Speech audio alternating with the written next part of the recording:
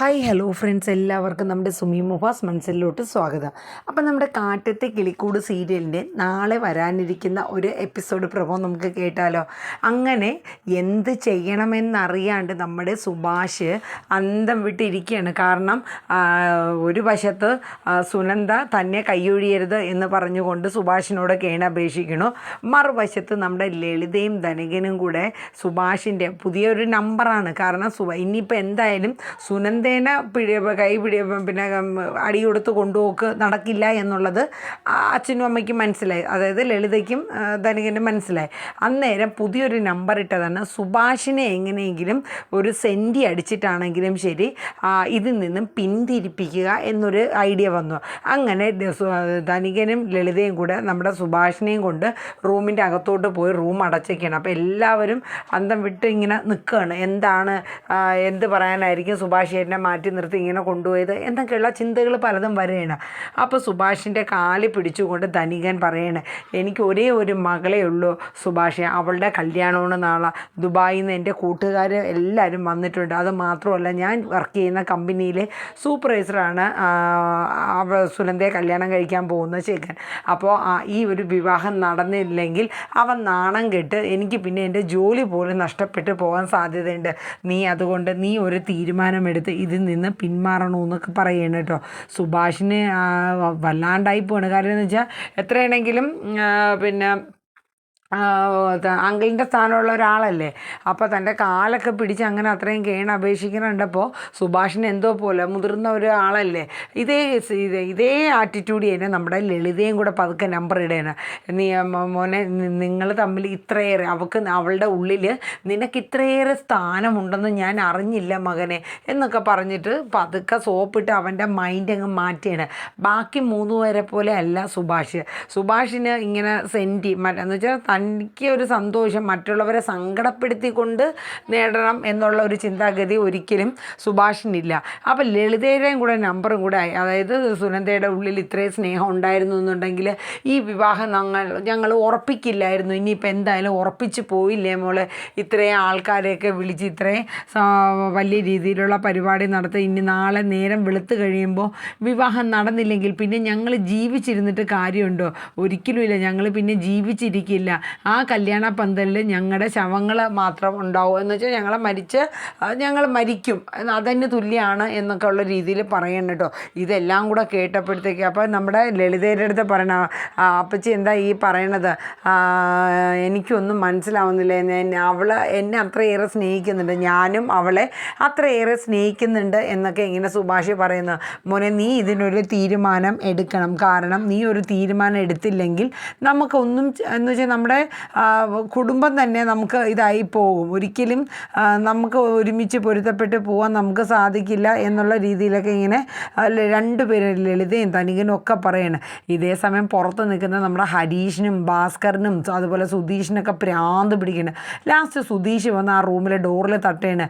അതെ, കുറേ നേരം ആയല്ലോ, എന്താ അവിടെ എന്നുള്ള രീതിയിൽ ചോദിക്കുന്നുണ്ട്. അപ്പോഴേക്കും സുഭാഷ് ആകെ കലങ്ങി തെളിഞ്ഞുള്ള രീതിയിൽ മുഖമൊക്കെ വാടി ഒരു വല്ലാത്തൊരു സിറ്റുവേഷനിൽ നമ്മുടെ സുഭാഷ് പുറത്തോട്ട് വരികയാണ്. അപ്പോൾ നമ്മുടെ സുധീഷ് പറഞ്ഞ്, എന്താണ് സുഭാഷ് ചേട്ടാ, സമയമില്ല, വാ നമുക്ക് താലി ചാർത്താം എന്ന് പറഞ്ഞ് സുഭാഷിനെ വിളിച്ചുകൊണ്ട് അങ്ങോട്ട് ഹോളിലോട്ട് പോവുകയാണ് കേട്ടോ. അപ്പം നമ്മുടെ സുനന്ദ ആകാംക്ഷയായിട്ട് ഇങ്ങനെ ഇരിക്കുകയാണ്. എന്നെ കൈ പിടിയോ അതോ എന്നെ ചേർത്ത് പിടിക്കുമോ സുഭാഷ് ചേട്ടാ എന്നുള്ള ഒരു പേടിയും ഭയത്തോടും കൂടി നമ്മുടെ സുനന്ദ ഇങ്ങനെ നിൽക്കുകയാണ് കേട്ടോ. അപ്പോൾ എല്ലാവരും ഇങ്ങനെ നിൽക്കട്ടെ, ഭാസ്കറിനും എല്ലാവരും. അതേസമയം നമ്മുടെ സുഭാഷ് പിന്നെ ഒന്നും ആലോചിക്കാനായിട്ട് നിൽക്കുന്നില്ല കേട്ടോ.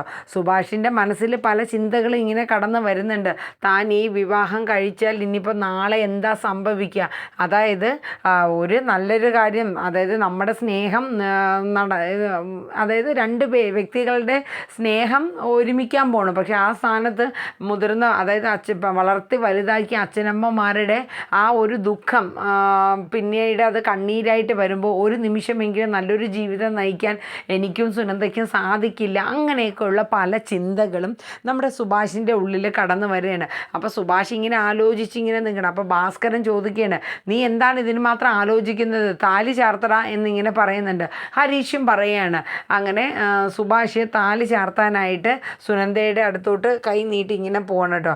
അതേസമയം നമ്മുടെ ലളിത കരഞ്ഞുകൊണ്ട് ഇങ്ങനെ പിറുപിറുത്തുകൊണ്ടിരിക്കുകയാണ്. ഈ ഒരു വിവാഹം നടക്കുന്നതോടു കൂടി നിങ്ങൾ ഒന്നും ചിന്തിക്കുന്നില്ല. നിങ്ങൾക്ക് സന്തോഷമായിട്ട് ജീവിക്കാൻ പറ്റുമെങ്കിൽ ജീവിച്ചോ, ഞങ്ങളുടെ ജീവിതം ഞങ്ങൾ അവസാനിപ്പിക്കും എന്നുള്ള രീതിയിലൊക്കെ ഇങ്ങനെ ലളിത കിടന്ന് ഇങ്ങനെ പിറുപിറുത്തുകൊണ്ടിരിക്കുകയാണ് കേട്ടോ. അപ്പോൾ സുഭാഷിൻ്റെ മൈൻഡിൽ പല ചിന്തകളും വരെയാണ്. താൻ ഒരു പക്ഷേ സുനന്ദയെ വിവാഹം കഴിക്കുകയാണെങ്കിൽ അവളുടെ അച്ഛനും അമ്മയും എന്തെങ്കിലും കടുംകൈ ചെയ്യുമോ എന്നൊക്കെയുള്ള പല തോന്നലും ചിന്തകളും ഒക്കെ സുഭാഷിൻ്റെ മനസ്സിൽ വരെയാണ്. അങ്ങനെ താലി ചാർത്താനായിട്ട് കൈ ഉയർത്തിയ സുഭാഷ് പിന്നീട് ആ കൈ പുറകിലോട്ട് എടുക്കുകയാണ്. അന്നേരം നമ്മുടെ സുനന്ദ ചോദിക്കണേ, എന്ത് പറ്റി സുഭാഷ് ചേട്ടാ, എൻ്റെ കഴുത്തിൽ താലി ചാർത്തുന്നില്ലേ? അപ്പോഴേ സുഭാഷ് പറഞ്ഞു, മോളെ, നമ്മൾ ഈ ഒരു വിവാഹം നമ്മൾ നടക്കുന്നത് കൊണ്ട് ഒരുപാട് പേരുടെ സങ്കടങ്ങൾ അതിൻ്റെ പിന്നിൽ വരുന്നുണ്ട്. നമ്മുടെ സന്തോഷത്തിന് വേണ്ടി മറ്റുള്ളവരുടെ സങ്കടം നമ്മൾ കണ്ടില്ല എന്ന് വെക്കണം എങ്ങനെയാണ്? സുഭാഷ് ചേട്ടൻ എന്താണ് ഈ പറയണത്? ഞാൻ ഇത്രയും ഇതായിട്ട് ഈ ഒരു രീതിയിൽ വന്നിട്ടും സുഭാഷ് ചേട്ടൻ എന്നെ വേണ്ടാന്ന് വെക്കുകയാണോ? എനിക്ക് എൻ്റെ മനസ്സിൽ സുഭാഷ് ചേട്ടൻ അല്ലാണ്ട് മറ്റൊരു വ്യക്തിയെ ഭർത്താവായിട്ട് ചിന്തിക്കാൻ പോലും എനിക്ക് കഴിയില്ല. സുഭാഷ് ചേട്ടാ, എന്നെ കൈവിടരുത് സുഭാഷ് ചേട്ടാ എന്ന് പറഞ്ഞിട്ട് സുനന്ദ അങ്ങ് കരയാണ് കേട്ടോ. അപ്പോൾ നമ്മുടെ സുധീഷും അതുപോലെ ഭാസ്കരനൊക്കെ ചോദിക്കുന്നത്, നീ എന്ത് മണ്ടത്തരമാണ് ഈ പറയണത്? എടാ, അവളെ കഴുത്തിൽ താലി ചാർത്താനല്ലേ നിന്നോട് പറയുന്നത്, നീ എന്തൊക്കെയാണ് ഈ പറയണത്? അല്ല അത് വേണ്ട, അത് ശരിയാവില്ല. സുഭാഷിന് മറ്റേന്ന് വെച്ചാൽ മുതിർന്ന ആ അച്ഛൻ്റെയും അമ്മയുടെയും കണ്ണീര് കാണാണ്ടിരിക്കാൻ സുഭാഷിന് സാധിച്ചില്ല.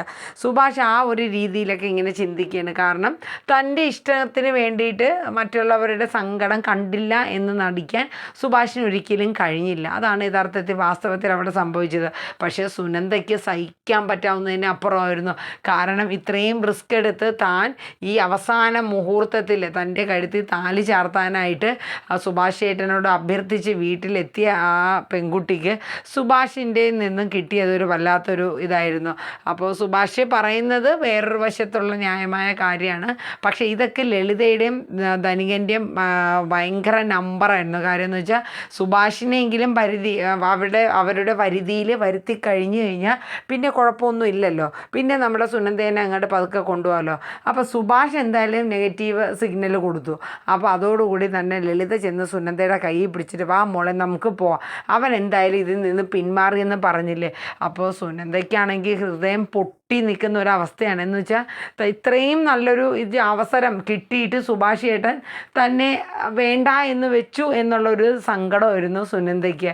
അപ്പോൾ എന്ത് ചെയ്യണമെന്ന് അറിയില്ലാണ്ട് ആകെ ആയിപ്പോയി. ഈ സമയം തന്നെ ലളിതയും ധനികനും സുനന്ദയും കൊണ്ട് വീട്ടിലോട്ട് പോവാണ് കേട്ടോ. ആ സമയം നമ്മുടെ നിധി ഉൾപ്പെടെ സുഭാഷിൻ്റെ അടുത്ത് പറഞ്ഞു, എന്നാലും അത് വേണ്ടിയില്ലായിരുന്നു സുഭാഷ് ചേട്ടാ, അവൾ ഇത്രയും കഷ്ടപ്പെട്ട് ഇത്രയും അടിയും ഇടിയും ഒക്കെ കൊണ്ട് സുഭാഷ് ചേട്ടനെ സ്വന്തമാക്കാൻ വേണ്ടി മാത്രമാണ് ഇങ്ങോട്ട് വന്നത്. എന്നിട്ട് സുഭാഷ് ചേട്ടൻ അവളെ സ്വീകരിക്കാണ്ടിരുന്നത് തെറ്റായി പോയി എന്നുള്ളത് എല്ലാവരും, സുധീഷും ഹരീഷും ഇത്രയും റിസ്ക് എടുക്കേണ്ട കാര്യം ഉണ്ടായിരുന്നു. ആ ഒരു താലി ചാർത്തിരുന്നെങ്കിൽ. അപ്പോൾ പറഞ്ഞു, ഞാൻ ഇന്ന് ഈ വിവാഹം അവളെ കഴുത്തി താലി ചാർത്തുകയാണെങ്കിൽ നാളെ അവർ ആ കല്യാണ പന്തലിൽ അവരുടെ ശവം വീഴും എന്നൊക്കെയാണ് പറഞ്ഞേക്കണ. എനിക്കത് പറ്റില്ല അങ്ങനെ ഒരു അവസ്ഥ കാണാൻ. അപ്പോൾ ഭാസ്കരൻ പറഞ്ഞു, പിന്നെ കുന്തം, നിനക്ക് എന്താ പറ്റിയത്? ലളിതയെ നീ ഇന്നും ഇന്നലെയും കാണാൻ തുടങ്ങിയാണ്. അവൾ ഇതല്ല ഇതിൻ്റെ അപ്പുറം വേണമെങ്കിലും നമ്പർ അടിക്കും. നീ ഒരു നല്ല അവസരം കളഞ്ഞല്ലോടാന്ന് പറഞ്ഞിട്ട് ഭാസ്കരനും കുറ്റപ്പെടുത്തുകയാണ് കേട്ടോ. അങ്ങനെ സുഭാഷിനെ എല്ലാവരും കൂടെ കുറ്റപ്പെടുത്തി. പക്ഷേ സുഭാഷിൻ്റേതായിട്ടുള്ള ഒരു ന്യായം അവിടെ പറഞ്ഞു എങ്കിലും അവർക്കെല്ലാവർക്കും ഭയങ്കര വിഷമമായി. കാരണം ഇത്രയും നല്ലൊരു അവസരം കിട്ടിയിട്ട് അത് സുഭാഷ് പാഴാക്കി കളഞ്ഞു എന്നുള്ളത് ആലോചിച്ചിട്ട് എല്ലാവർക്കും, നിധിക്ക് ഉൾപ്പെടെ പ്രയാസമായിരുന്നു.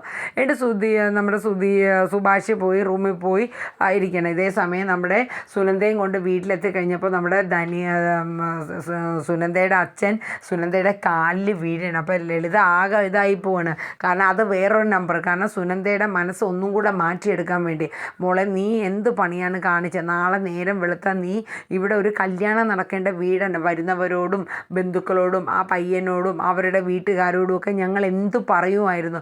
നീ എന്ത് അവിവേകമാണ് മോളെ കാണിച്ചത്. അച്ഛൻ ഇത്രയും നാളും നിനക്ക് വേണ്ടിയിട്ടല്ലേ ജീവിച്ചത്. ആ അച്ഛനെയാണോ നീ സങ്കടപ്പെടുത്തിയിട്ട് ഇങ്ങനെ പോണത് എന്നൊക്കെ പറഞ്ഞിട്ട് ധനികൻ ഭയങ്കര സോഫ്റ്റായിട്ട് ഒലിപ്പ് കണക്ക് ഇങ്ങനെ ഒരു ഇതായിട്ട് പറയണം കേട്ടോ.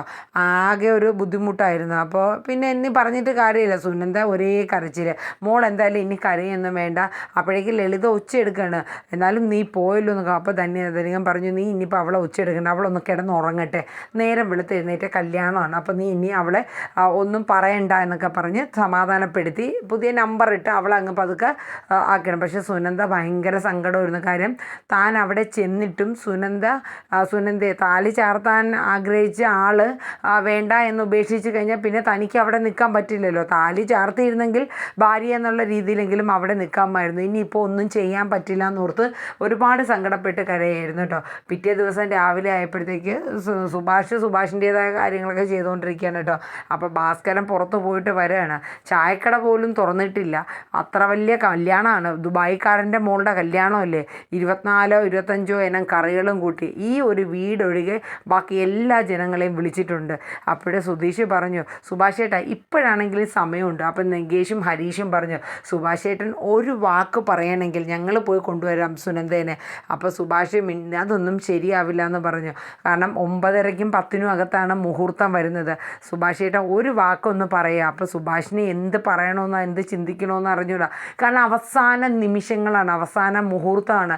എന്ത് പറയണമെന്ന് പോലും അവർക്കറിയാത്തൊരു സിറ്റുവേഷനായിരുന്നു. അങ്ങനെ സുഭാഷ് ആ ചിന്തിച്ച് നിൽക്കുന്ന ഒരു സിറ്റുവേഷനാണ് നാളത്തെ എപ്പിസോഡ് വൈൻഡപ്പ് ആവണേ.